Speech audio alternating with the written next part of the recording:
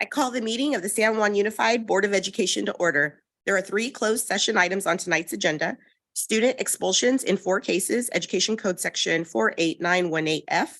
Collective bargaining matters, discussion with negotiator Daniel Thigpen, Executive Director, Labor Relations and Government Affairs regarding CSEA Chapter 127 General Operations Support, chauffeurs, teamsters, local number 150 transportation, supervisors, teachers, and certificated supervisory units, and regarding a non-represented group regarding non-represented groups, management and confidential units, Government Code Section 54957.6. And third, personnel matters, public employee appointment/employment, interim deputy superintendent, Government Code Section 54957. We do not have any speaker cards on the closed session agenda items. We will now move into closed session and will return to open session at 6:30 p.m.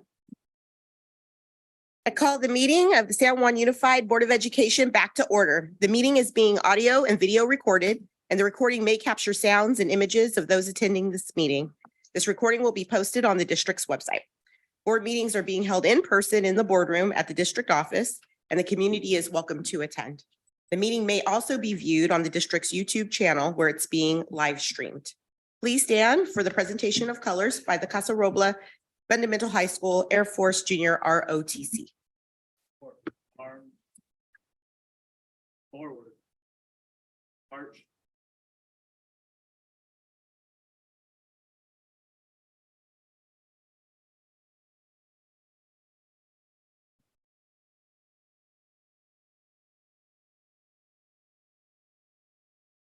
Guard. Ready. Pace.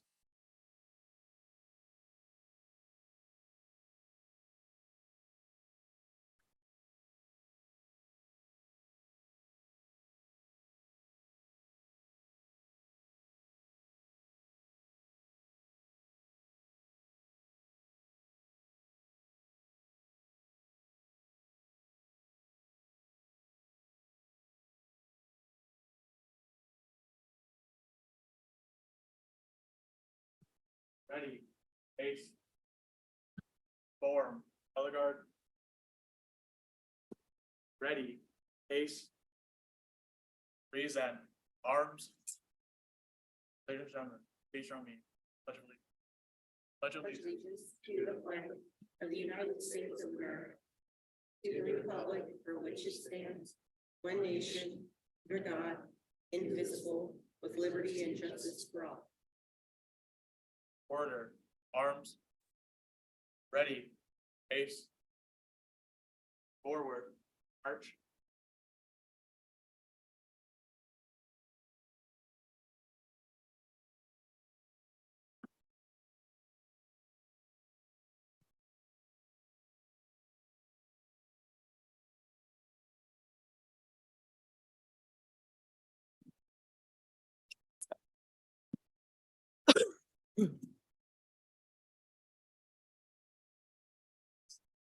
Good evening and welcome. I'm Zima Creason, Board President. To my left is Mr. Saul Hernandez, Board Clerk. To his left is Mr. Ben Avey, Ms. Paula Viesquez, and Ms. Tanya Kravchuk, Board members. To my right is Superintendent Bassinelli. And to her right is Board Administrative Assistant Stephanie Cunningham. Ms. Pam Costa is absent due to illness. Individuals who are attending this meeting in person and would like to offer public comment, we ask that you complete a speaker request card available at the staff table, and you will be called on at the appropriate time during the agenda. Please note that Board Bylaw 9323 limits visitor comments to 2 minutes per speaker with no more than 30 minutes per single topic. Time will be extended for any speaker who uses an interpreter. Please note that public comments, including your name, become part of the public record. We are now at item D, approval of the minutes. We have 2 sets of minutes to approve. Are there any corrections to the March 28th minutes? Thank you. So it's moved by Mr. Hernandez. Is there a second? Second.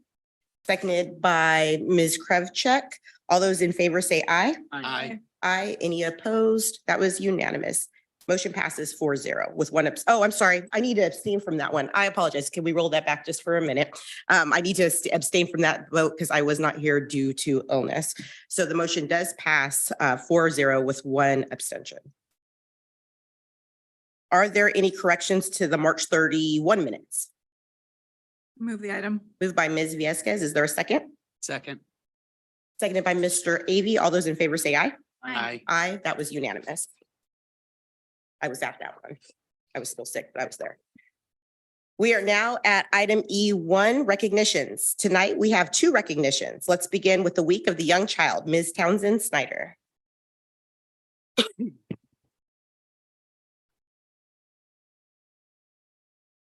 gonna move this up for you and down for me. Got different heights and different mics going here. Good evening, Board President Creason, members of the board, Superintendent Bassanelli and Ms. Cunningham. It's great to see you this evening again. Tonight, the superintendent is recommending that the board adopt resolution number A422, proclaiming the week of April 1st through 7th, 2023 as the Week of the Young Child. I'd like to invite Lisa Teal to share with you her celebration this evening. And I got you on this. Thank you for having us here tonight. Oops, sorry, is that good? We are here to celebrate the Week of the Young Child. Each year, the National Association for Education of Young Children, referred to as the NAEYC, encourages us to recognize a special week to celebrate the young child. This year's date was April 1st through the 7th. The purpose of the Week of the Young Child is to focus public attention on the needs of young children and their families to recognize the early childhood programs and services that meet those needs. Next slide, please. It was such an exciting, fun-filled week celebrating young children and their families with hands-on collaborative activities, encouraging movement and healthy lifestyle through music, food, and art. Next slide, please.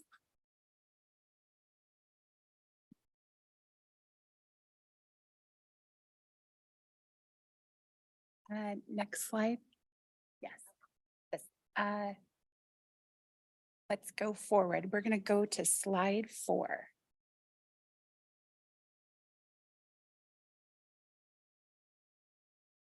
This is it. Yes. So in our early Head Start programs, we serve infants and toddlers from pregnancy to 3 years. I would first like to start that we have a First 5 play group. We have a home-based program as well as infant toddler centers-based programs. First, I'd like to thank the First 5 staff who set up developmentally appropriate classroom environments for parents to engage in with their children through play, and they share so many literacy resources to all of our families. To our amazing home-based teachers who travel all of San Juan unified to deliver stellar in-home services to families each week. These teachers wear so many hats to provide various resources and to meet the individual needs of each family. We have infant toddler centers that we would like to thank each staff member for always putting families first, assisting them within the home, the classroom, and out in the community to establish the best educational opportunities possible. Our pregnancy to 3 years staff are laying the foundation to learning. Thank you. Next slide, please. On to our preschool programs. We serve children 3 years to 5 years. We have our Head Start and state preschool programs, as well as a fee-based early learning academy. A huge thank you goes out to our custodial staff, M&O, and facilities for working on repairing our classrooms and facilities, making them safer spaces for our children to play and learn in.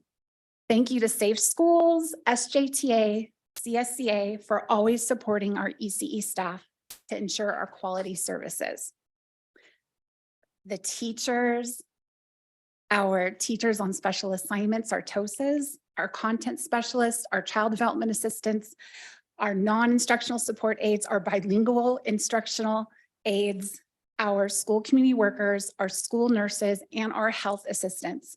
Thank you so much for providing resources and supports to all of our ECE families. Your dedication to providing positive, fun, creative ideas for learning is exceptional. Next slide, please. Okay, on to our school age students that we serve in Discovery Club of the 4 and after school enrichment program, ages 4 to 12 years. Thank you to our Discovery Club teachers, our child development assistants, and our TOSAs, teachers on special assignments, for providing educational experiences for children outside of school time, tailoring activities for a wide span of ages from 4 to 12 years, and for always showing up to serve our students year round. Our Discovery Club teachers are often the only daily school contact parents have on a day-to-day basis. Thank you for building those relationships to bridge that gap from school to home. Your flexibility, patience, and passion does not go unnoticed. I'm also very happy to share one of our Discovery Club teachers, Sherry Boyce from Mariemont, was nominated for the You Light the Way Award. Congrats, Sherry. Next slide, please. And as a token of appreciation and special recognition, ECE has purchased hoodies for all of our staff to celebrate the Week of the Young Child. All ECE teachers are contracted teachers with degrees and permits. Whether we have infants, toddlers, preschoolers, or school-age students in the classroom or at home, our staff are providing quality educational experiences to each ECE student's unique needs. Next slide, please. Okay, so thank you all ECE staff who work in and out of the classrooms, who continue to show up each day, keeping our earliest learners at the heart and center of all of our programs. We hope you know how much you are appreciated and valued for your continued dedication and passion in ECE.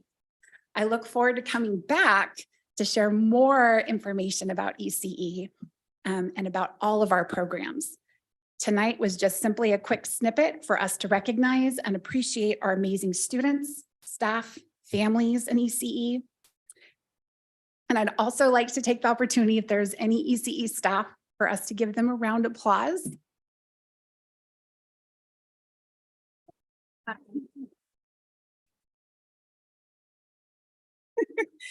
So thank you.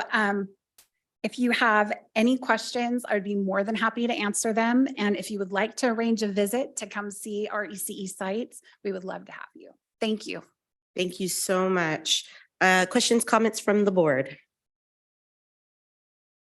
Being none, Mike Hayden is an Ella alum, and he was also a DC kid. So having that service available to myself as a working mom, for some of that time I was a single working mom, really was life-changing, affordable, great staff. You could feel comfortable just knowing that my baby was in good hands when he couldn't be in my arms, right? We have lived the experience of this wonderful programming, and I'm so thankful. So again, just thank you. I'm gonna initiate another round of applause for our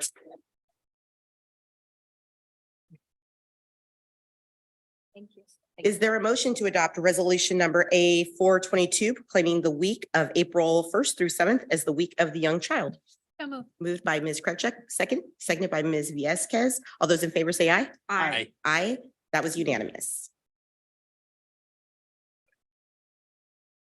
Our next recognition is for California School Bus Drivers Appreciation Day. Mr. Orapollo.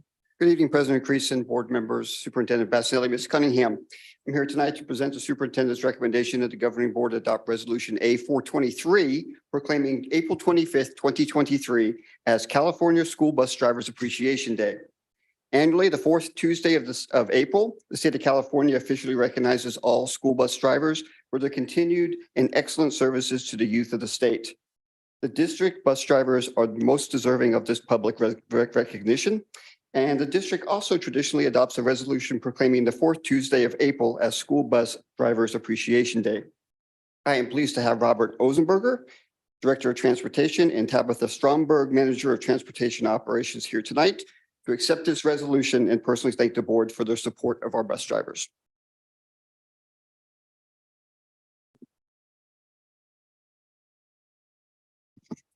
On behalf of the transportation staff, we appreciate this recognition and we accept it. Thank you. Thank you very much.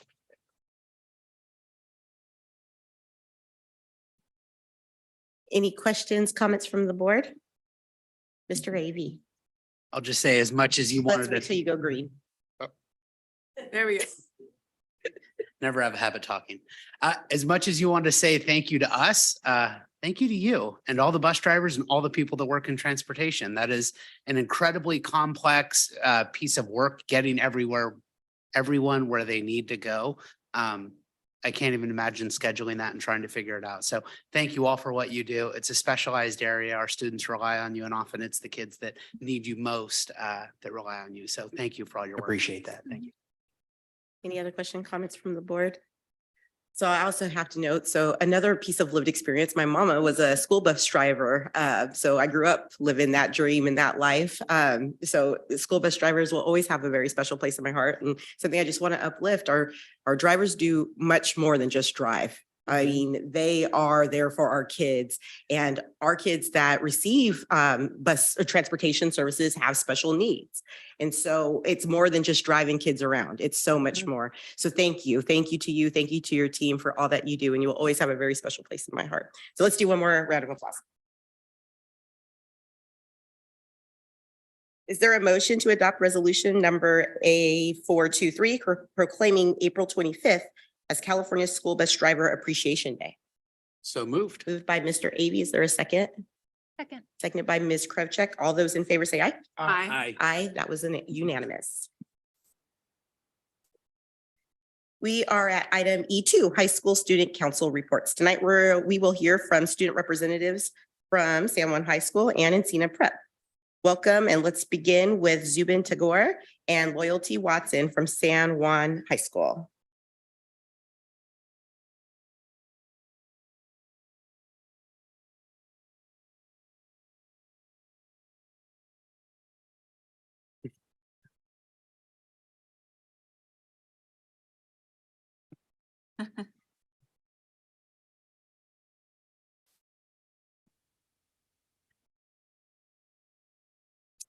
Good evening, President Creason, members of the board, Superintendent Bassinelli, and Ms. Cunningham. I am Zubin Tagore, co-student body president from San Juan High School. Okay. You're doing great. I stand before you today to share our triumphs. But also, I don't want to gloss over the issues plaguing our school in recent weeks. I also wish to address the series of events that have transpired at San Juan High School, which have unfortunately cast a shadow over our once esteemed reputation. Over the course of this academic year, our school has made headlines, not for our achievements, but for the challenges we face. This is cause for deep concern to me, as our beloved school, the first in the district, has long been synonymous with tolerance, forgiveness, and a commitment to learning. Historically, we have championed the practice of restorative justice, but it appears at present our community is more fractured than ever before. Fortunately, before this all started, we were already working with an organization from UC Davis called SAYS, Sacramento Area Youth Speaks, one of the district's community partners. Miss Coco comes and visits our restorative justice classes once a week, as well as works with our freshmen in the freshman wheel. We also enjoy having her on campus for Principal of the Day. She was able to see our classroom and visit all our CTE programs and intervention supports. The opportunities that SAYS brings to students to be able to express themselves through writing and allow for students' voices to be heard. On March 13th, we had approximately 30 students participated in a program called Impact Student Voices.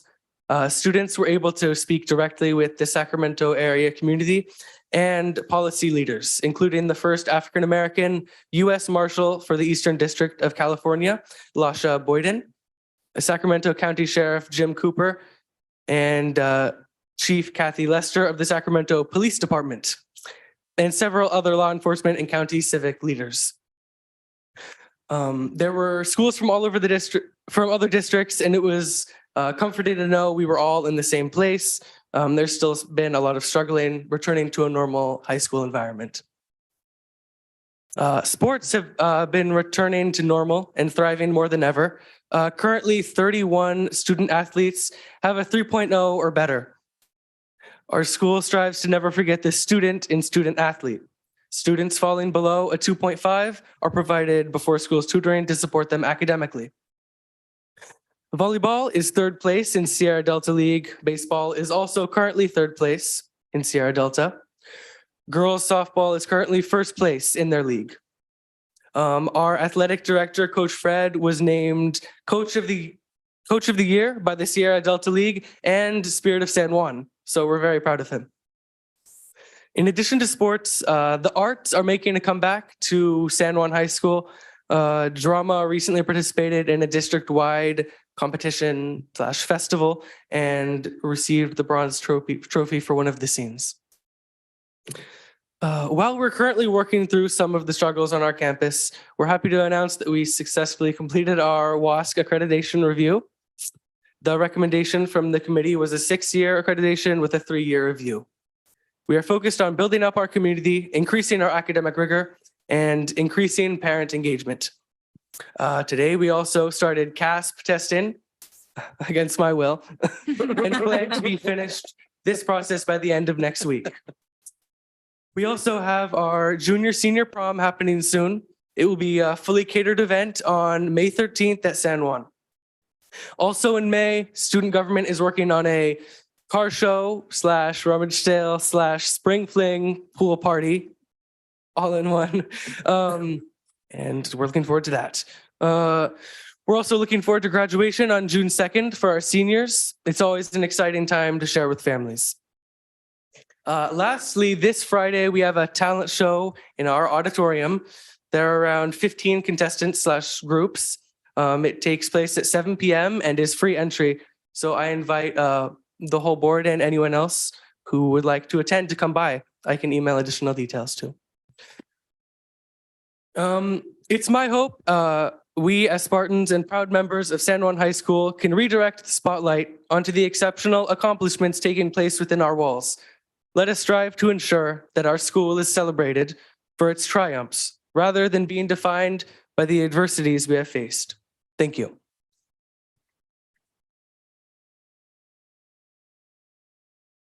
Thank you. Questions, comments from the board? Ms. Viescas. Thank you, Zubin, for the report. And I just, I want to acknowledge, I think you did a very, very good job of both noting all the fantastic things happening, but I think your report would have been incomplete without some of the challenges that the site is currently being faced and that you and your peers are currently facing. And you did a really good job of giving us a very comprehensive and full view of all the things happening at San Juan. So that's not to say that addressing those challenges isn't absolutely important. And I could just tell with your passion that your heart and you have this love for the campus and for your peers, and that really came through in your remarks. So I just want to thank you for being fully comprehensive, and not to completely put you on the spot, but I'm just curious if you are or are not participating in the talent show, what is your talent or what would it be? I'm participating in a scene. Oh, Yeah, okay. yeah, with 3 people in it. Yeah. Fantastic. I won't be able to make it, but I appreciate the invitation. Yes. And I hope you all have a wonderful event on Friday, but it also sounds like there's a lot to look forward to throughout the spring. So just know that on my behalf, continue. If there's anything you can do to further and more directly support San Juan High right now, I'm all ears. Thank you so much. Any other questions, comments? It's always fabulous to see you. I appreciate you so much, and I appreciate you raising the challenges. I know you're in an interesting position in the spotlight in front of this dais, and I know it could be incredibly uncomfortable and sometimes hard to raise hard issues because hard things are hard. They just are. And so I really appreciate you keeping it 100% and bringing up the challenges, because if we don't let it see the light of day, we can't address it. So you did a great job, and I'm so thankful. And just know you have my full commitment to do all that I can to help with the healing and strengthening of your campus. You and your peers deserve the world, and I'm here to do everything that I can to support you. All Thank you so much. right, one more round of applause.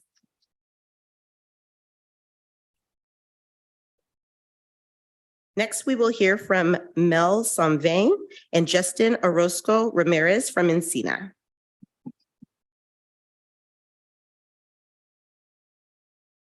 Good evening, President Creason, members of the board, Superintendent Bassanelli, and Ms. Cunningham. I am Mel Songbang, ASB President of Encina Preparatory High School. And I'm Justin Orozco Ramirez, ASB Vice President from Encina. Thank you for inviting us to share all of the latest information about Encina Preparatory. Our student government class has been busy. On March 31st, we held our Sportsorama, where the classes competed in fun games and juniors took home the winning title. And on April 27th, we have our international fair in our quad from 4 to 6 p.m., where we will be able to take a tour around the world and see how other cultures live in one afternoon. We would like to invite the board members to come to this event. On March 13th, we have our masquerade prom for all juniors and seniors. We will hold it at the California Auto Museum. In order to get our students ready for prom, we are working with Boss Women of Sacramento to help get our students fancied up for prom by purchasing tickets and giving them dresses and accessories. On May 19th, we have our senior farewell rally where we wish our seniors good luck. On May 24th, we will have our senior awards night to highlight amazing seniors on our campus. And graduation will be on Monday, June 5th at 6:30 p.m. We would like to invite the board to come to this event as well. Our sports season is off and running, starting with Coach Omar and Crop's varsity boys volleyball team. We're having an incredible start to the season as we are ranked in the top 20 in the section according to Max Preps. And they are in the hunt for league title and playoffs are almost a certainty at this point. Our tennis team is led by coaches Farouk and Dominic. We have 18 tennis players on our roster, and it's great seeing so many athletes try a sport and seeing real success. The team has won 2 of their first 5 matches and is looking to grab a few more victories before the end of the season. Track and field is full of great athletes that continue to place well in meets. We have a few important meets in April and feel confident we will do well. Right now, we have one of the fastest 100-meter runners in our league, and our 4x4 relay team on both boys and girls side is something to see. Coaches Smith and Joseph have done a great job with this team.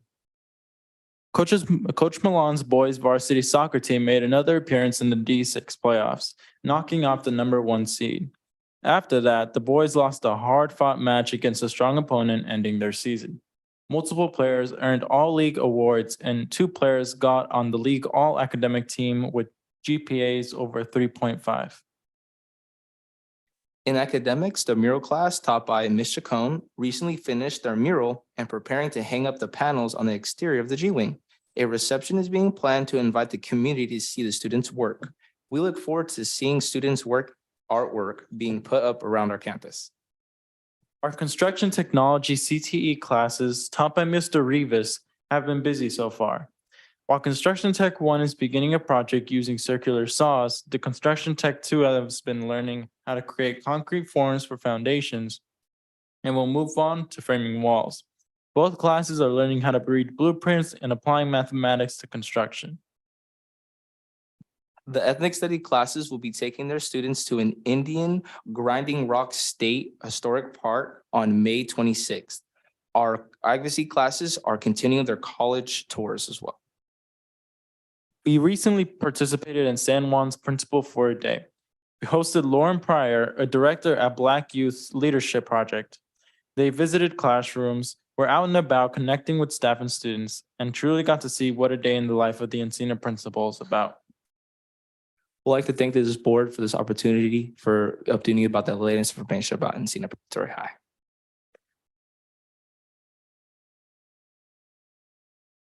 Thank you for the great report. Questions, comments from the board? Ms. Krupchak. Thank you both for the report. I'm just sitting here kind of blown away at how busy you all are. You have so much that you are accomplishing and so much that you're planning. And I am just pinching myself because here we were just not that long ago with no events, no opportunity for students to be engaged, much less the community. And it looks like you guys, dare I say, are right back where we were, before the pandemic. It sounds amazing and it just makes my heart so happy. Also, you guys taking, like volunteers for those concrete and framing jobs? Because, if you need extra practice somewhere, I have lots of jobs around the house that I'm willing, if it, just can totally take one for the team and allow people to come practice in my backyard. Just saying. I will contact Mr. Rivas for you. Get back to you. Good answer. Thank you so much. Ms. Viescas. Thank you both for the report. And as we were getting sort of some rundowns of what's happening in the spring, it just occurred to me, we only have 3 more meetings of this school year, which is pretty wild. It's kind of flown by. And with that, I'm not entirely sure, and I don't think we'll be seeing each of you again. And I believe you're seniors. So I would love, if you're willing to share, to hear a little bit more about what your plans might be after graduation. Me personally, I will be attending Simpson University for volleyball. So congratulations. And yeah, that's pretty much it for me. That sounds great. That's That sounds like great. plenty. All out. Great. Justin? I'll be attending CSU East Bay for pursuing a teaching degree in English literature. That's awesome. And Round of applause. yeah, that's pretty much it going forward. Excellent. Both of those sound great. I don't think we're able to commit to anything, but if you wanted to come back and teach here, I think we'd love to have you come back home. But that's very exciting. And I loved hearing about the mural event. I'm not sure if there is not a time yet set. If there was and I missed it, then Yeah, no, we do not have a time set and moment for this moment, but we will get back to you on that. perfect. Whenever there is a time set, please be sure to send that along because if I can, I would love to stop by. Thank you. Any other comments, questions? It's always lovely to see you, and it's shocking that we're talking about graduation. Ms. Viescas took my thoughts right out of my head. I'm like, I think this might be the last presentation. And so just really appreciate all that you've done all year for your school and coming and talking to us and taking care of yourself. You have big things happening post-graduation, and that's really, really exciting. You invited us to an event. Would love to get more information on that, maybe to Ms. Cunningham, so we could get it on the board calendars. I know a few of us would love to attend. I'm sure all of us would love to attend. If we're able to. And I have to say, and you've heard me say it before, I'm so excited about the mural project. Worked closely. I talked to Ruby quite a bit. She's such an amazing artist, and it's so amazing that we have her even in our sphere for students to have that kind of proximity to someone so incredibly talented is not even the word, gifted, all the things, right? So I am so excited that that project moved forward, and I cannot wait to come out and take all the selfies I can with me in the mural. And also super excited. I didn't realize that Ms. Lorraine was your principal for a day from BYLP, who is a dear friend. And I had no idea that that happened. So, and I was sick, so I couldn't, no, actually, I wasn't sick yet. Anyway, I have a whole story about why I didn't do principal for a day this year. There's a story. I have to go back in my notes and figure out why. But what did bum me out that I couldn't participate, but it's so great that we bring in our friends and partners and community to be a part of, just a day in the life. So thank you for sharing that. So thank you again for your report. Student voice is, well, one more round of applause, right? Thank you very, very much. Student voice is incredibly important to the board, and we very much appreciate you taking the time to join us tonight. Thanks again. Thank you, guys. We are at items E3 through E6, and we do not have any reports from staff, board appointed district committees, employee organizations, or other district committees. That means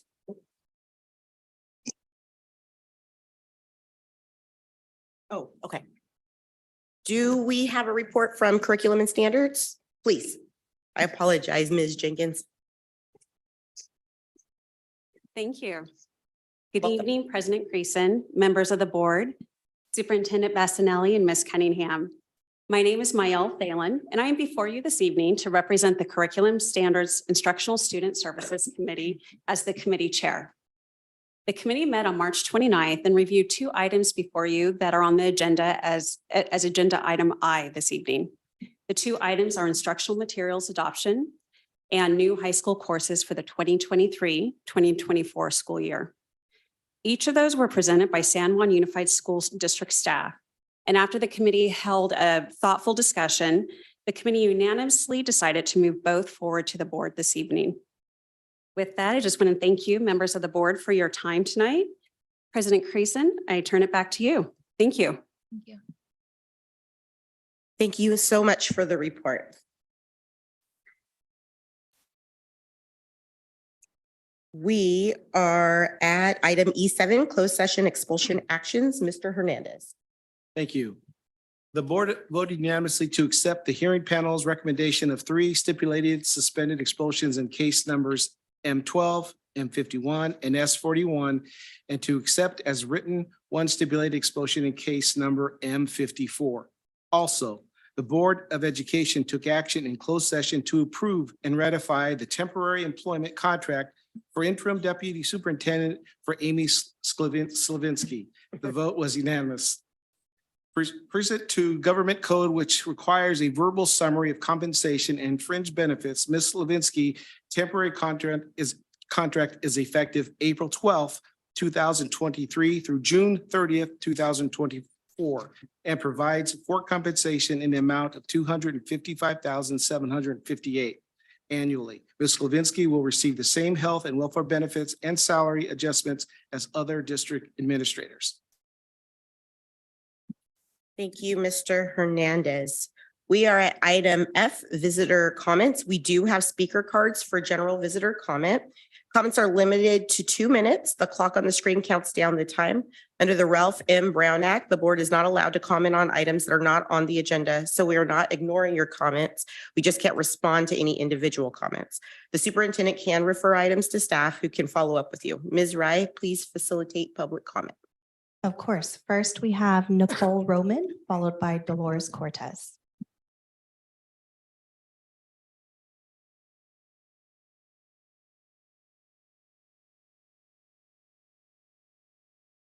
Good evening.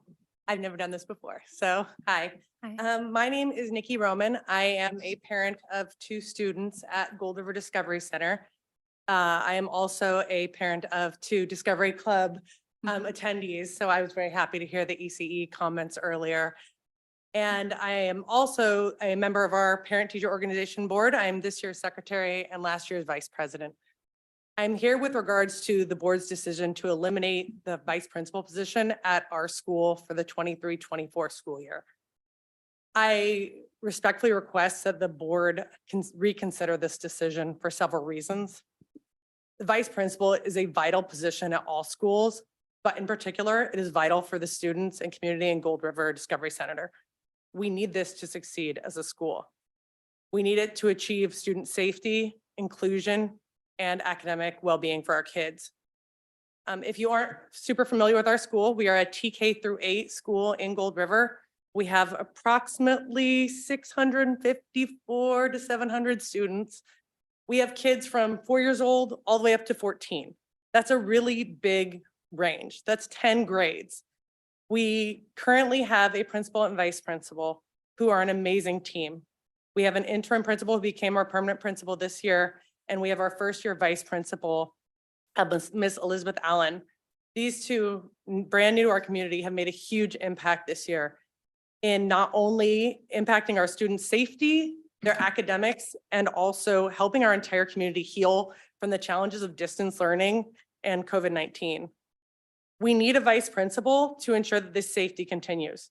We have a very open campus and we don't have really any gates. We're accessed immediately to Rancho Cordova District Park. One person alone cannot maintain the safety of all of these students. Furthermore, we need a team. Oh, that means it's time. Okay, thank you. Please reconsider. Next, we have Dolores Cortez, followed by Christy Beckley.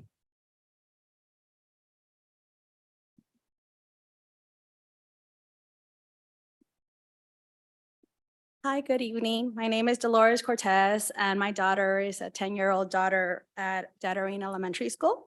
And on March 31st, I was astonished as a parent that a parent texted me information about a meeting that occurred at lunchtime. It was an LGBTQ club, which started that day at lunchtime. And my child informed me that what occurred was that the counselor invited them to that club after our lunch. It was a red flag for us, the parents, because we were not notified about this. The school and the district have always been very transparent regarding anything they do with our kids, yet this was something that was not informed. We did not reach out. We did reach out to the school, and they said that because it was optional and during school, parents did not need to know. We believe our children aren't old enough to talk about these topics, and I feel that it provides a secret agenda since we were not informed and we cannot talk to our children about this topic. As a Christian, this is a very important topic that I want to know what they inform our children so I can have our own conversation as parents with my own child. The lack of information worries us, the parents, that this is why we are here to inform you that we want transparency. Also, we would like to have this club after school with the parents' permission, or at least to inform us of what's happening with our 10-year-olds. And today we have other parents here as well. One of them will talk, but the other ones just wanted to support, and other parents were not able to come because we found out about this meeting, the day after spring break. We all came back from spring break. So I just wanted to inform you guys of our situation. Thank you. Next, we have Christy Beckley, followed by Chris Schwartz.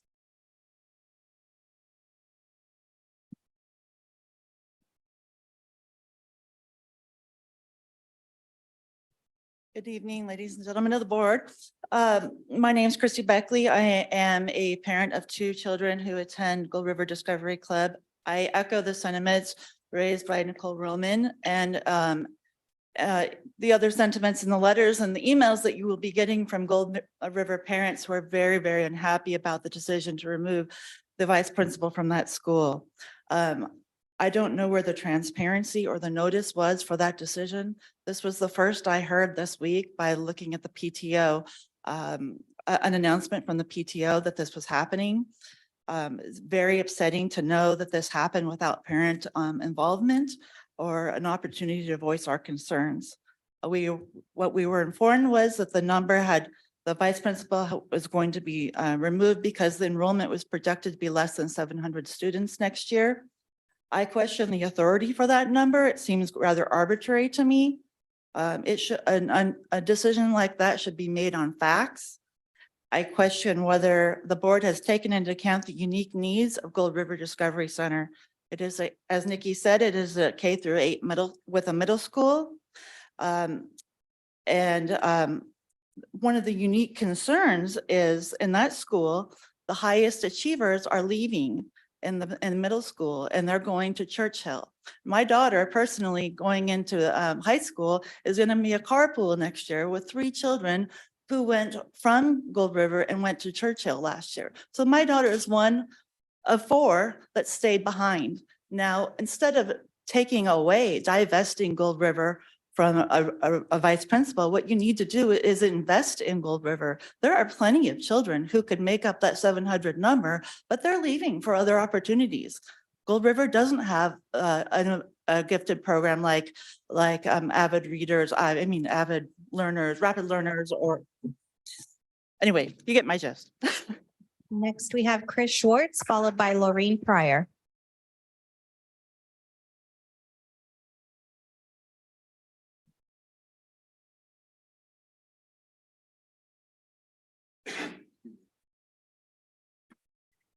Good evening, members of the board.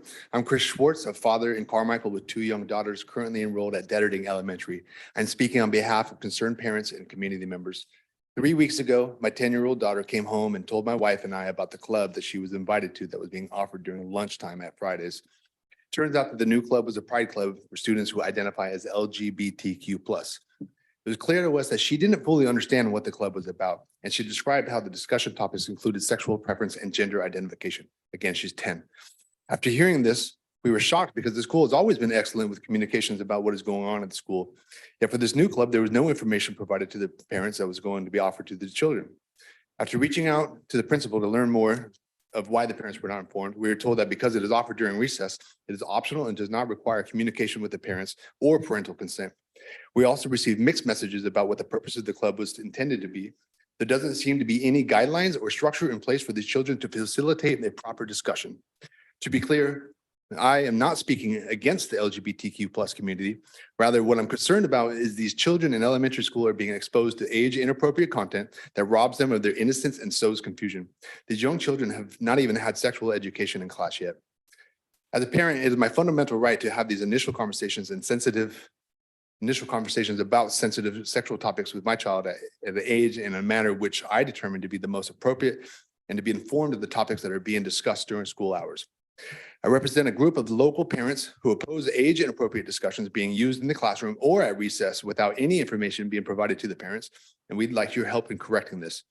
Given the way this club was implemented in a concealed and deceitful manner, we request that the club no longer be offered to elementary school children. Furthermore, we wish for transparency in our children's education. Parents ought to be notified of what their children are being taught in school and accompanied by opt-in and opt-out policies. Thank you for your time. Next, we have Laureen Pryor, followed by Lisa Stanley.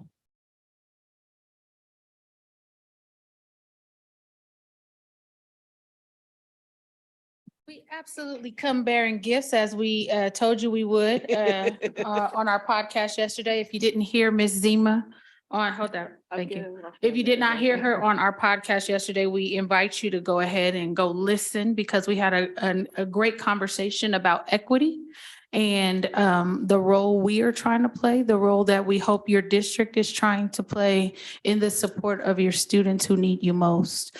My name is Laureen Pryor, and I have the awesome opportunity and privilege of being the servant leader of Black Youth Leadership Project. Our podcast, Black versus the Board of Education, goes over multiple issues that we see happening, not just in our local community, but throughout the nation, and the things that our students are concerned about, that they don't always have the space and opportunity to really talk about those things. I would invite you all not just to listen, but to make some time on your calendar to have a conversation with us. We are concerned with what we are seeing. We had a chance to stop by San Juan High School for their WASC accreditation meeting. We heard a lot of things that were very, very concerning in regards to how the adults on your campuses are responding to the children in their charge. We are concerned anytime we hear a staff member using the N-word in the classroom, whether it's for fun or giggles. We see, we hear, we listen to the children, and they are not happy. And they are not happy with the non-responsiveness that they are getting. They are not happy with being downplayed. They are not happy with their posters being ripped off walls. They want a safe place to be able to learn, and not just learn, but to be able to talk about the things that are frustrating them. They don't want to be known as a throwaway school. I don't know if you knew that about your school. They think that they're the throwaway school. What happened to make them feel that way? I'd like to give a quick shout out, and I know I'm out of time, so never mind. All right, up next, we have Lisa Stanley. My name is Lisa Stanley, and I'm an advocate with Black Youth Leadership Project. I want to start by saying I had the privilege of being a principal for a day at Meraki High School and La Entrada campuses. I met Principal Kirk Bibout, and I was very pleased with his relationship with his students and the work that is happening on his campuses. We talked about bringing our 12-week mindfulness program because we have so much to build up in our youth when it comes to preventative care. Our babies are faced daily with microaggressions, economic insecurities, harassment, peer pressure, generational trauma, and the list goes on. We are committed to teach them self-regulation and meditation practice to help more than just survive. We want our babies to thrive. We are in the business of restoring them. Also, I am the support lead for Black Youth Leadership Project's Allies to Abolitionists Support Network. And I want to formally invite all the teachers and administrators interested in finding a community willing to do more than just check an equity box and intentionally make a difference for our Black students as they lead in numbers for disproportionate discipline rates. Join us tomorrow night from 6 to 8. You can register at bylp.org. We meet virtually or in person. We do love to see you in person. And then every third Wednesday is our book club, and we're currently reading Suspended by Dr. Charles Bell to give more insight to the community because this is a nationwide problem. It's not just locally. We need your voices more than ever. join our intentional community building. And I got something that Lori missed in our 2 minutes. So we have a Black grad celebration coming up in June. So we like to celebrate Black excellence from pre-K to doctorates, right? We want to, we want to just congratulate them and give them all of their flowers. Thank you. And President Creason, that was our final general visitor comment. Thank you. Thank you. Appreciate you. Thank you. We are at item G, consent calendar. Do any board members wish to remove any items from the consent calendar? It's Mr. Avey. I would like to remove G4, the governance handbook, from consent. Okay. Is there a motion to approve items G1 through G3? I'm sorry, Ms. Viescas, are you trying to pull something or make a motion? I apologize. I was gonna make a motion, but I believe that we're also pulling G5. So if you're not gonna pull G5, I will pull G5. I'll get it together. I appreciate the help Okay. No? very, very much. And yes, I need to pull G5 so that I can abstain for voting on that item. Thank you so much, Ms. Viescas. So then at this time, I'd like to move G1 through G3. Wonderful. Thank you. Is there a second? Second. Seconded by Ms. Krivchek. All those in favor say aye. Aye. Aye. Any opposed? That was unanimous. G4 was pulled by Mr. Avey. Yes, thank you. We've discussed this item several times, so I won't share my opinion. I will at this time. I do want to put forward the item with a proposed amendment and allow the board to decide if they want to accept that amendment. So I move to adopt the governance handbook with amendment. On page 8, under public comments, a second paragraph will add, the public shall be offered the opportunity to offer public comment in person, in writing, or remotely in real time using call-in or internet-based technology. Is there a second? Oh, Ms. Viescas? Did you have a comment? I was gonna make a motion to adopt the governance handbook as is. In fact, I make a motion to adopt the governance handbook as is. Ms. Simlick, please correct me if I'm wrong, but I believe the order would be to take the second motion first. Is that correct? Okay. Is there a second to Ms. Viesca's motion? Second. Seconded by Mr. Hernandez. All those in favor say aye. Aye. That's 2 ayes and I'm an aye. Those opposed? No. Abstentions? And 1 abstention. So the motion passes with 3 ayes, 1 no, and 1 abstention. And I'm going to need help on process since we approved it as is and you didn't have a second, Mr. Avey, the first motion dies. Is that correct? Any other action to take? Okay. Thank you for, I know we don't do that often, so thank you for just checking in and making sure I'm Good practice to do it more. following the rules. Yeah. At this time, I'd like to move to approve item G5 as well. Thank you for that. I second that. Coming back to you. Yeah, I love it. So thank you. So moved by Ms. Vasquez, seconded by Mr. Avey, and this is to approve item G5. All those in favor say aye. Aye. Opposed, abstentions, that would be me. And the motion passes 4-1 with 1 abstention. We will now move on to our business items.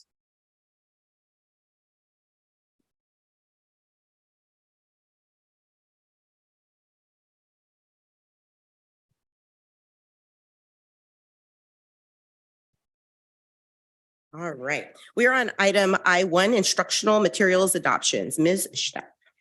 Good evening, President. There we go. Good evening, President Creason, Superintendent Bassanelli, members of the board, and Ms. Cunningham. Tonight, the superintendent is recommending that the board discuss report 2s related to new instructional materials. Joining me tonight is Director of Professional Learning, Nicole Kukrow. This item will return for action on April 25th.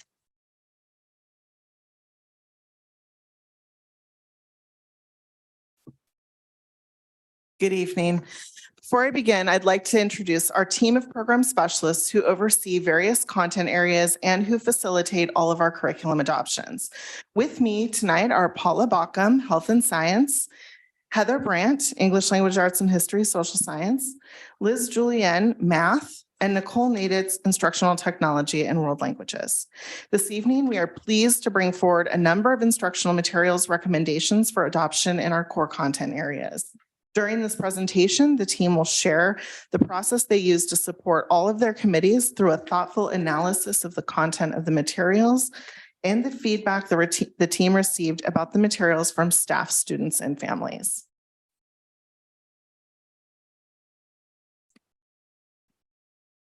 Our purpose in bringing this presentation to the board is twofold. First, we want to ensure that our committees have undergone a thorough and thoughtful review of the materials, considering multiple perspectives. And second, we want to be transparent with our community about this process, the materials recommendations, and the cost of the materials. Now, I will turn the presentation over to the team, who will take you through the process and share details about our recommendations. On this slide and the next slide, we have listed all of the courses with adoptions this year. Science, math, and world languages materials recommendations are presented on this slide. And on this slide, English language arts and history, social science recommendations are represented. As you can see, it's a large number of courses, and we are bringing you the recommendations of our adoption committees for all of these courses tonight. You can see more detail about each of these recommendations in the attached reports. The courses marked with an asterisk are small adoptions, which I'll explain a bit more on the next slide. Most adoptions follow a 2-cycle pilot process. However, for courses that are offered in a very limited scope across the district and/or courses for which there are limited instructional materials options, the adoption process does not include a 2-cycle pilot.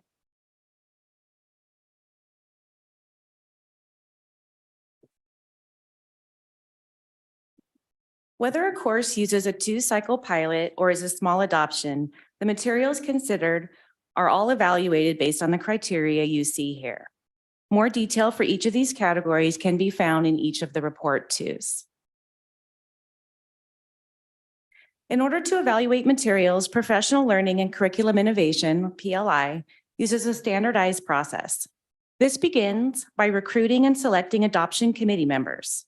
In order to promote equitable representation on our adoption committees, we widely advertise to staff and community. The committees first pre-screen the available materials to determine which ones to pilot or to evaluate for a small adoption. Adoption committee members receive training and support with the materials that will be evaluated. For materials that are being piloted, a pilot schedule is established for the fall semester. This schedule includes ongoing opportunities throughout the process for student, family, and community input, which is solicited through notices in behind the scenes, San Juan scenes, and social media. After the pilot or evaluation is complete, the adoption committee members meet to finalize their evaluation and select the materials they recommend for adoption using a consensus model. We would like to share a bit of context about Physics of the Universe pilot since it was different from the standard process. We began the Physics of the Universe adoption process during the 2021-2022 school year with the other courses in the Next Generation Science Standards pathway. But the adoption committee did not find either of the instructional materials piloted to be viable options. As shared with the board last spring, we reconvened with the adoption committee in May 2022 to determine next steps. During our work with the adoption committee last May, they expanded the scope of the materials reviewed and recommended 3 options which were piloted this past fall semester. At that point in time, the adoption committee followed the standard process to pilot, evaluate, and recommend materials. On this slide, you can see the total cost of the instructional materials being recommended this evening. In addition to the print and digital instructional materials, an important part of science courses are the hands-on labs and investigations.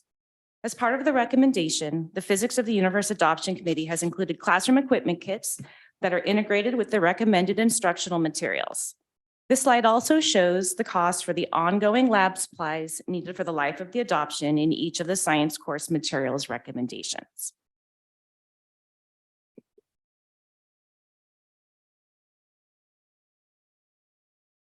In addition to the cost of materials, some of the adoptions require daily access to Chromebooks in order to teach the standards. For example, the standards of English require students to practice listening, speaking, and annotations digitally. We have taken inventory across the district to mitigate the cost with technology currently on hand and have worked with our technology department to identify the additional needs. The table here shows the cost of the additional technology needs for the English and French adoptions.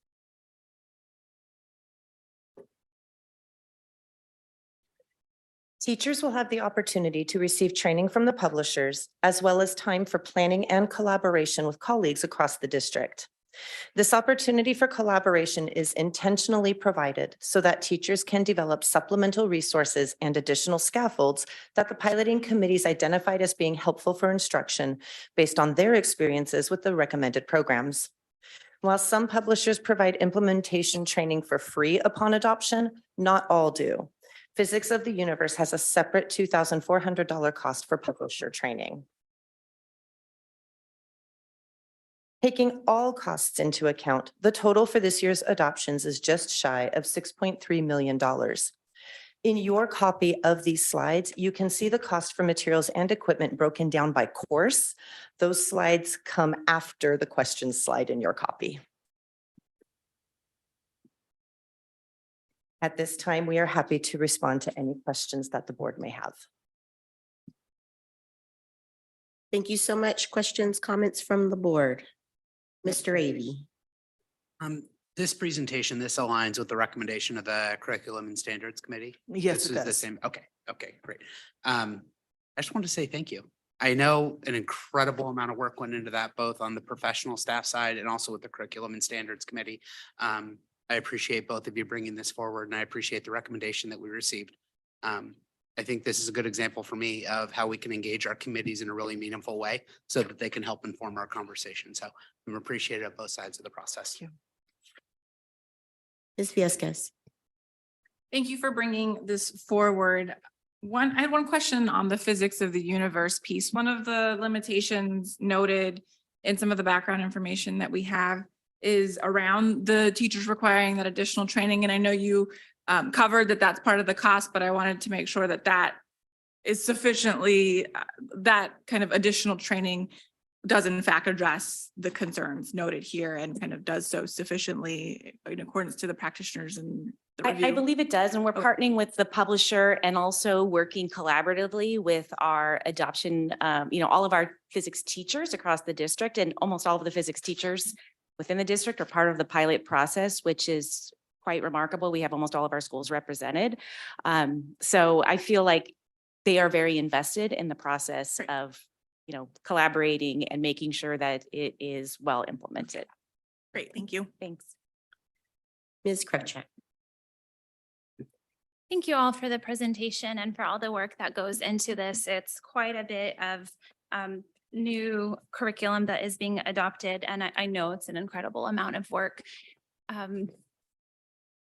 That aside, I did have one sort of thought as I was looking through this and reading through it, and I'm just going to borrow a page from the student from San Juan High School's book and just really try to be authentic here. I had, as a parent, I did have one frustration, and I've heard this from the community multiple times. And so when I read in here that there were opportunities for community input, I thought to myself as a parent, when did I hear about this? When did I have an opportunity to look at the curriculum and provide input? And I thought maybe I just missed it because it was campaign season and I just could have missed it. So I actually went back to check the San Juan scene and the Facebook. I don't have Twitter, so I didn't check that. And I actually didn't find that there. And I think the intention is there to have community input, and it's difficult. People are busy, want to provide them options, but you also have deadlines and you need to get the work done. And I totally appreciate that. But I think that as a community that wants to be more inclusive and hear more voices, that we can do better. And I would just like to offer some options for, when we were discussing or the district was seeking input for the dress code as well as the climate survey. I must have received probably a dozen emails, text, robocalls. And I think particularly when we're hearing like the community's frustration with transparency or lack thereof. And when people are there's just so many more options now aside from public school and people are, taking their kids elsewhere. We can do a better job of being more transparent and allowing the community to just have more buy-in, because when we get that buy-in, then we keep the kids.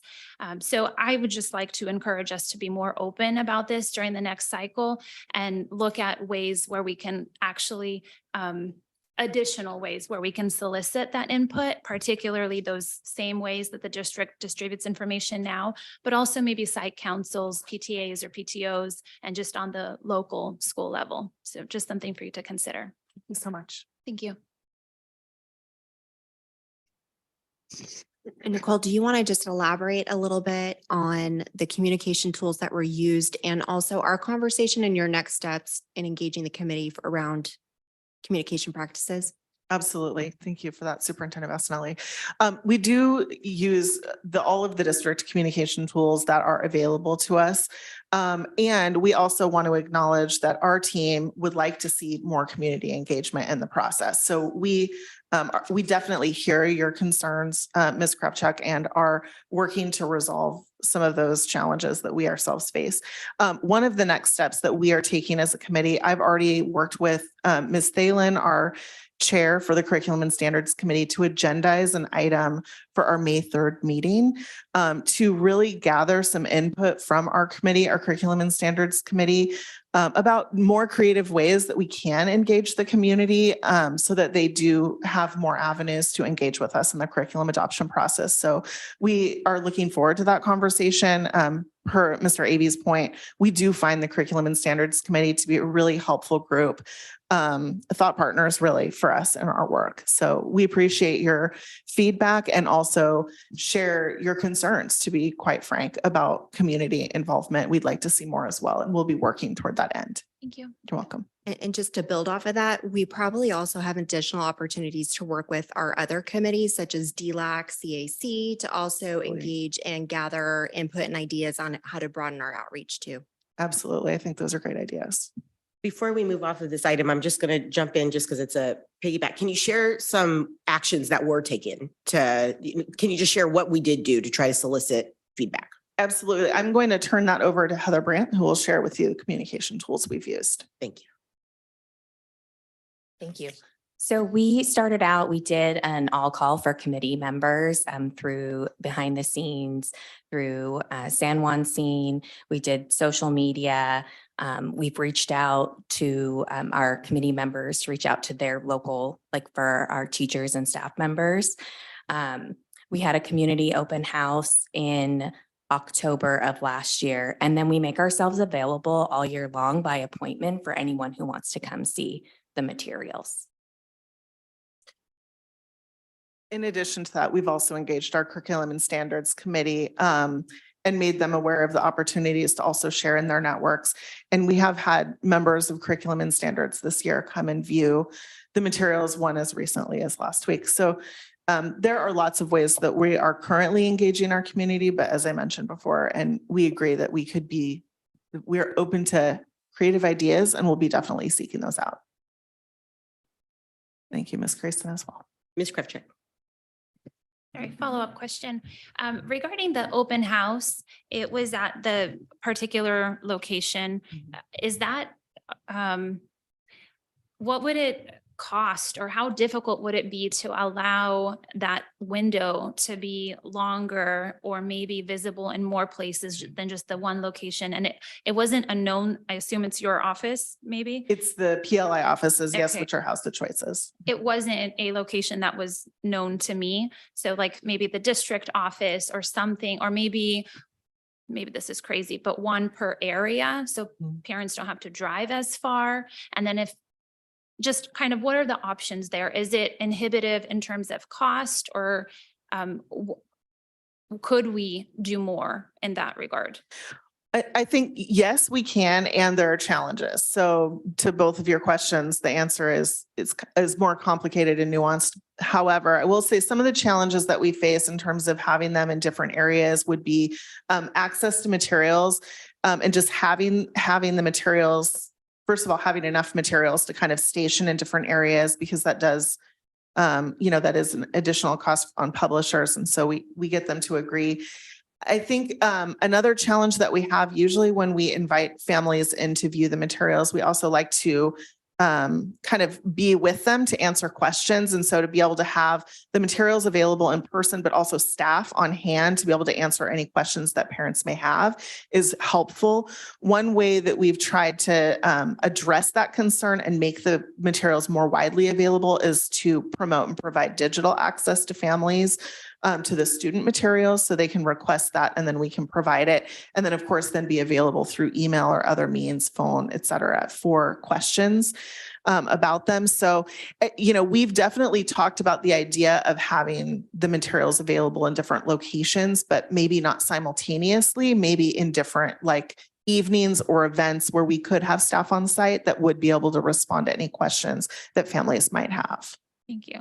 Yeah, so just kind of piggybacking on my earlier comments, I think I would want the onus to be on the district to provide the information as opposed to opt-in options like Facebook and San Juan's Beans are. When it's something of this caliber and this importance, I think that we can do more to project that information out as opposed to having parents and families seek that information out for themselves. Yeah, thank you for that. Other questions, comments? Seeing none, a couple thoughts. Again, appreciation. I know that it takes a whole lot to get to the point where it's in front of us, a whole lot. And appreciate the bravery of saying, nope, nothing is going to work after going through all that process, instead of just settling for the best, even though you know that none of it's great. The bravery in saying, no, let's start again. I really appreciate that. Because I know it's more time and it's more work and there's a lot of hands in that pie. Thanks to the volunteers. There's a lot of volunteers that step up to do this work, including and not limited to our CNS committee. Really appreciate Ms. Jenkins. I think she probably went back home to her family, but Ms. Jenkins, our chair of CNS, co-chair of CNS, her coming out tonight and all the work that she does to run that committee. It's a lot. That committee meets often, more than a lot of other committees. It's a big deal. So a lot of appreciation of what it takes to get here. And really, again, just want to uplift the volunteers and the community voice that goes into that. We have a lot of parents, we have a lot of folks, I like to say closest to the pain, like actually going through the educational struggle now, that are close to it, that are providing real-time input. It's a lot. So a lot of appreciation for how we got here. Also want to just call out and point out, many people hear me say all the time, what did the committee say? Committees are advisory to the board. So I really do value their voice and their input. And so I really do appreciate the note on the cover page for this item, just calling out, there's been extensive feedback and a lot of that's in the attachment. So I just want to point that out if folks do want that deeper dive. I know it's always helpful for me before we're asked to make any decision to hear, what the committee of community members has to say. I want to just note too, I know communication's just always a thing. I mean, I've been very appreciative of the district's position of, yes, we can do better. I appreciate you taking the time to explain what has done. So we're not telling you stuff that you already did, but we could dream up new ideas. Cause I do something very similar to what Ms. Krevchek shared as I put on my, do I know this as a board member or do I know this as a mom, as Caden's mom? And, try to separate those things out and come from that place to bring suggestions. We do a lot, but we know that we're not hitting everybody. So I appreciate us admitting that, just owning we need to do better. And I know I'm going to think about it, and try to come up with suggestions, like all of us to do that. Come up with good suggestions that we can put into action for the next time around. Because what do you always say? What do we do? Continuous improvement in action, right? So yeah, okay, I'll stop rambling now. So thank you so much for your presentation. This item is scheduled to come back for action on April 25th. Appreciate you. Thank you, everybody, for your time. Thank you for all your time. We are now at item I2, new high school courses. Ms. Schnapp. So I'm just going to head right in since that is our item as well. Good evening, President Creason, members of the board, Superintendent Basanelli, and Ms. Cunningham. Tonight, the superintendent's recommending that the board discuss new proposed courses. I'm excited to bring forward the new courses for your consideration this evening. Before I begin, I would like to acknowledge and express gratitude to the practitioners who have worked so hard to write these courses that I'm sharing with the board this evening. Elisa DeLutri from Del Campo and Faye Bach and Marcy Alexander, both from Mariloma High School.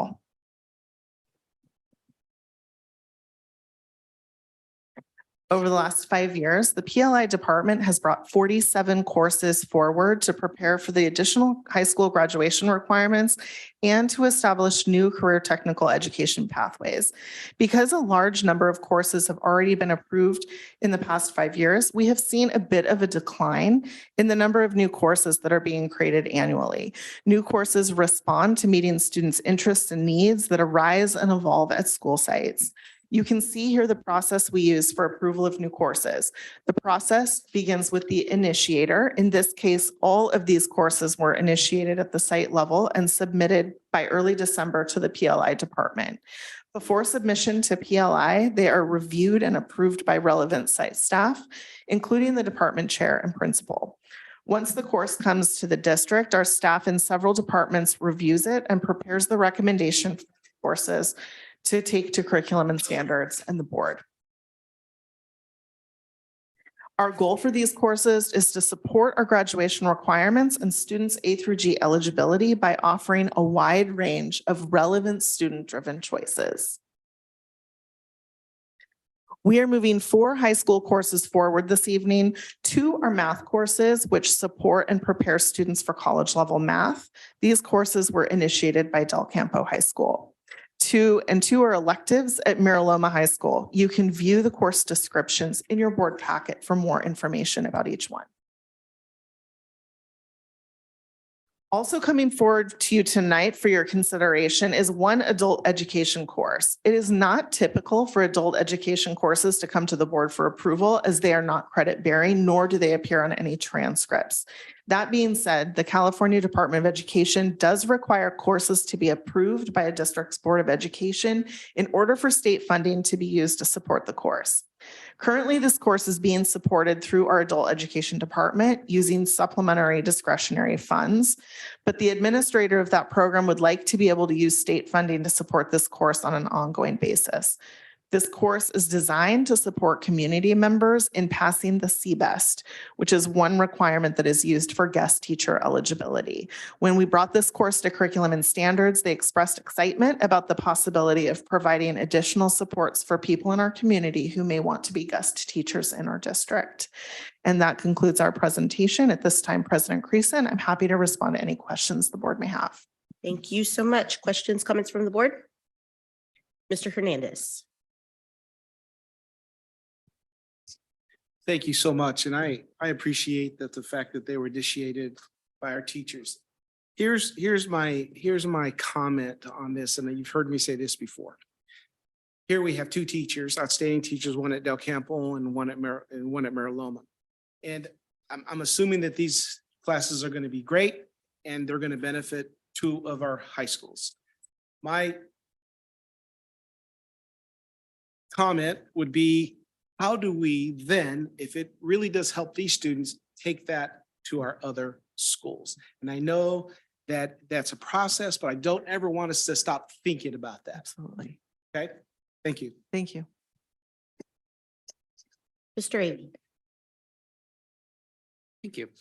This kind of follows on Mr. Hernandez's comment. Do we see a difference in course offerings between high schools that have a 6-period day and maybe offer a block schedule where they have 8 periods throughout the year, and the variability in what's offered to the students at those schools? I don't have the particular data on that to recall, so we could certainly prepare something for you if you wanted detail. I think one of the appeals that we've heard from our high schools is that the block schedule does provide some additional flexibility for students. But again, I don't know the specifics on that, so I would need to get back to you. Thank you. Sure. There are questions, comments? Ms. Krafcheck. No questions, just comment. I think it's great about the CBEST, how wonderful for everyone in California, but also hopefully for San Juan School District. I think that's great. Thank you. Thank you. Okay, seeing no more. Thank you so much for the presentation. This item is scheduled to come back for action on April 25th. Thank you again. We are at item I3, Board Policy Revisions. Ms. Simlet.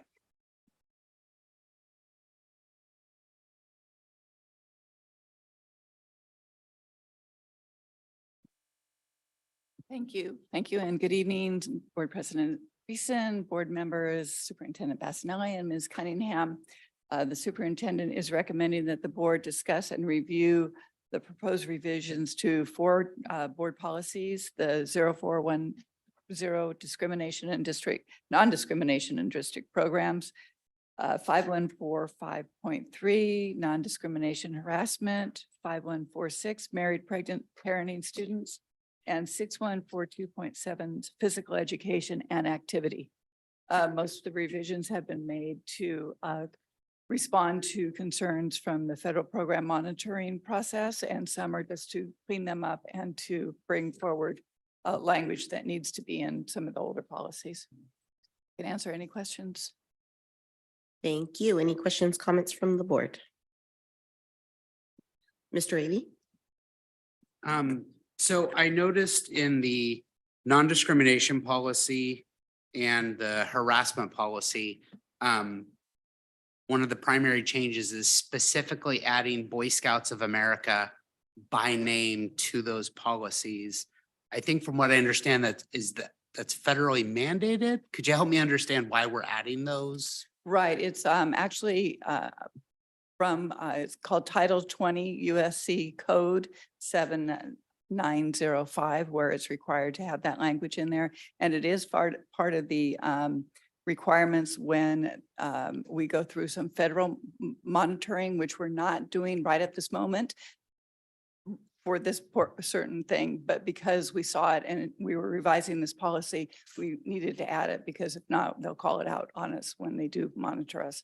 So this would be a requirement that pretty much every high school district in the country would have to follow. If they have this policy, they should have that language in there. That's correct. Any other comments, questions from the board? I'll just note that that was one of my main questions when I was reviewing the board packet as well. So I appreciate the clarification. I'm sure that others that go through it be like, huh, there would be some wondering. Okay, so thank you for the report. This item is scheduled to come back for action on April 25th. That's correct. Possible? Are we okay with consent? Agreement from the board? Looks like everyone's good with consent. Is that okay? Can we? Yep. Absolutely fine. Thank you. Thank you for raising it, Mr. Hernandez. And we are now at item I4, Williams Complaint Report. Ms. Simlet. Thank you. And again, good evening, President Creason, board members, Superintendent Bassanelli, and Ms. Cunningham. Education Code Section 35186 requires that staff report to the board at a regularly scheduled board meeting concerning any Williams type complaints and the resolution of those complaints. Fortunately, we did not have any complaints for the period from January through March of 2023. Thank you. Thank you. Any questions, comments from the board?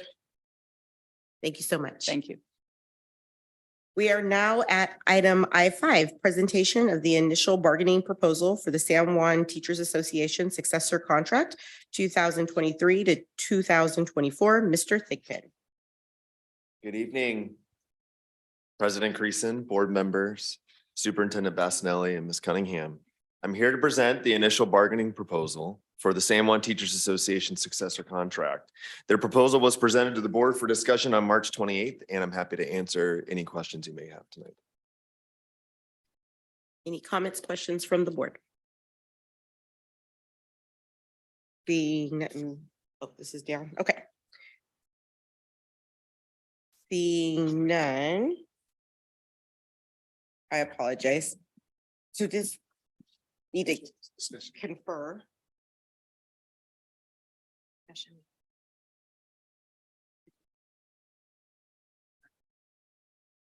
Come back for action or just thank you for the report. So what I'm conferring over here with the superintendent, just to check out what's the next step. This is a discussion item only. I was just calling out what the other items we called out. This is coming back from action for action on April, blah, blah, blah. So it looks like we do not have a date for that. So thank you for your report. No, it's just a discussion last time and public comment tonight. Got it. And we have no public comment. All right. So thank you so much. Thank you. We are now at item I6, proposed board meeting dates for 2023 through 2024.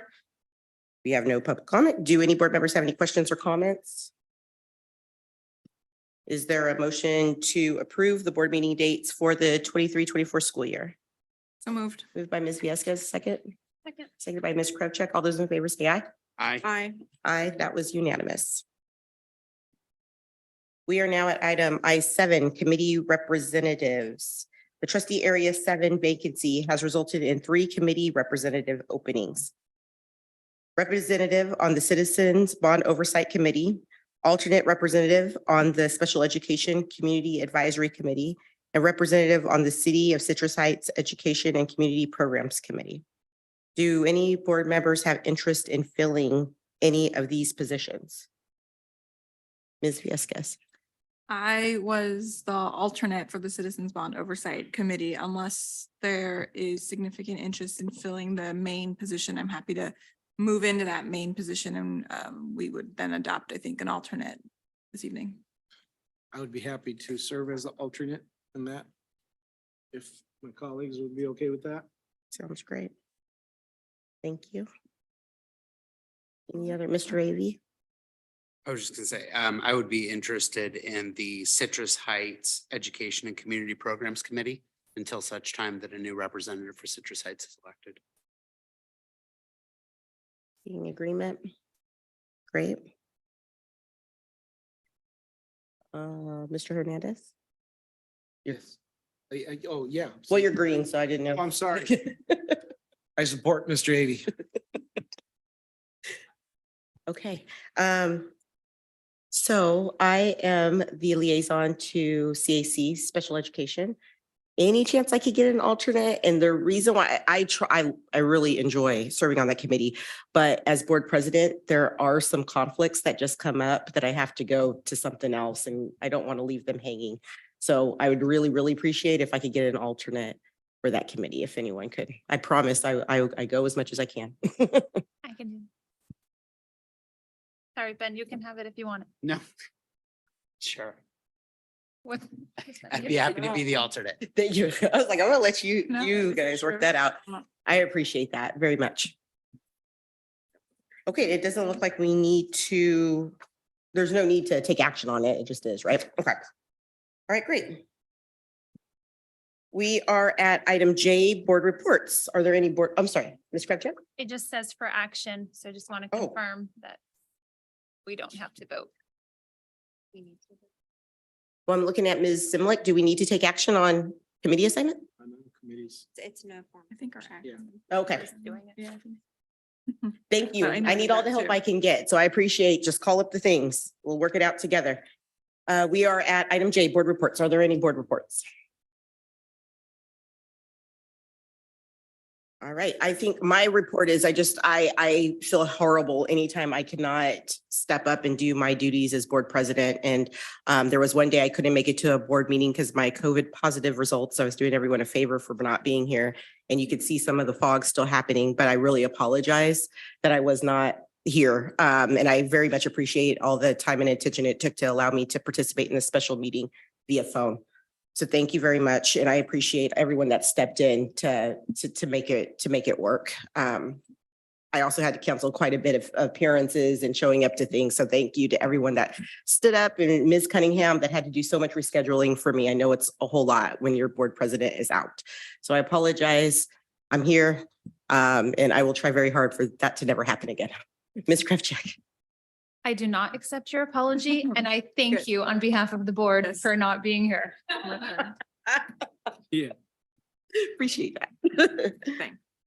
All right, we are on item K, future agenda items. Do any board members wish to add any future agenda items? Seeing none, we do not need to return to closed session. We are adjourned.